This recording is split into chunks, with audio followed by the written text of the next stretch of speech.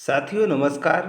आज के वीडियो में हम देखेंगे 100 दिवसीय पठन अभियान से संबंधित महत्वपूर्ण जानकारी। 100 दिवसीय पठन अभियान जिसका आरंभ जनवरी से हुआ था।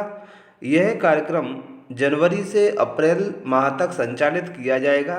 तो अभी 31 जनवरी से 5 फरवरी तक इस कार्यक्रम के अंतर्गत 5वां सप्ताह आरंभ किया गया है। जैसा कि हमें पता है, विद्यालय की कक्षा 1 से 8 तक के समस्त विद्यार्थियों को 3 समूहों में बांटा गया है। कक्षा 1, 2, 3 से 5 और 6 से 8। तो 1 और 2 के समूह के लिए जो इस गतिविधि के अंतर्गत 2 मुख्य बिंदु हैं। पहला है कहानी पढ़ें और सारांश बताएं। सुनी या पढ़ी गई कहानी को बच्चों को 4-5 वाक्य बताने के लिए कहें। दूसरा जो महत्वपूर्ण बिंदु है कक्षा 1-2 के लिए, पुस्तकालय का उपयोग। तो पुस्तकालय में बैठकर किताबें पढ़ना और उस पर चर्चा करना। बच्चों को घर पर किताबें पढ़ने के लिए जारी करना। तो ये 2 मुख्य रूप से गतिविधियां कक्षा 1 और 2 के समूह के लिए कराना है। इसी तरह से यदि हम देखें 3 से 5 और 6 से 8 तक के समूह की महत्वपूर्ण गतिविधियां, तो हम इसमें क्या पाएंगे कि 2-3 के लिए भी स्थानीय अथवा लोक कथाओं का आनंद पहला बिंदु है और दूसरा है पुस्तकालय का उपयोग। तो स्थानीय और लोक कथाओं के आनंद के लिए शिक्षक बच्चों को कोई स्थानीय या लोक कहानी पढ़कर मौखिक सुनाए। बच्चों को भी कोई स्थानीय या लोक कहानी सुनाने या घर से सुनकर आने के लिए कहें।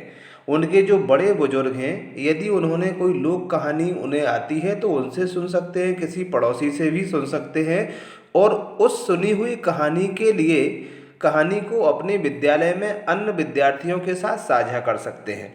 पुस्तकालय का उपयोग कैसे करेंगे इस सप्ताह के लिए? तो पुस्तकालय में बैठकर किताबें पढ़ना और उन पर चर्चा करना, बच्चों को घर के लिए पुस्तकें जारी करना। इसके साथ जो तीसरा महत्वपूर्ण समूह है 6 से 8 तक, तो इसके लिए कहानी के पात्रों का अभिनय। किसी की कहानी है तो इसमें 3 मुख्य बिंदु हैं कि शिक्षक बच्चों को कहानी की किताब पढ़ने के लिए दें। कहानी पढ़ने के बाद बच्चे अपने मनपसंद पात्र का अभिनय करेंगे।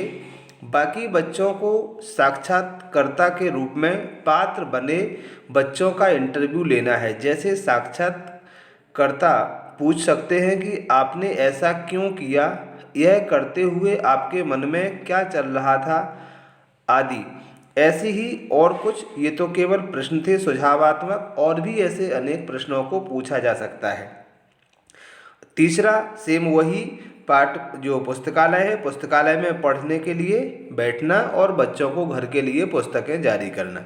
बच्चों को रोचक कहानी के लिए ये जो लिंक है ये आपको हमारे डिस्क्रिप्शन से भी मिल जाएगी, जहाँ से आप ऑनलाइन भी पढ़ सकते हैं। 1 फरवरी से जैसा कि हमें पता है विद्यालय पुनः आरंभ हो चुके हैं, तो जो 50% की संख्या आ रही है उस संख्या को हम कहानी पढ़ने के लिए, या ये 100 दिवसीय पठन अभियान है, इसमें सक्रिय रूप से भागीदारी उनकी दर्शाएं और उनको अभिप्रेरित करें। कहानियों का महत्व बताएं।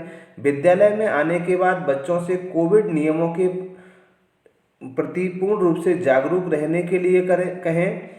कोविड नियमों का या कोविड गाइडलाइन का पूर्ण रूप से पालन करें, क्योंकि अभी भी खतरा नहीं टला है। केवल विद्यालय खुल गए हैं, कोरोना अभी खत्म नहीं हुआ है। तो कोरोना की गाइडलाइन का पालन हमें जरूर करना है और सभी को करने के लिए अभिप्रेरित भी करना है।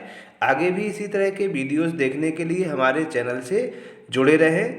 साथियों का बहुत बहुत धन्यवाद अभी तक चैनल पर रहने के लिए।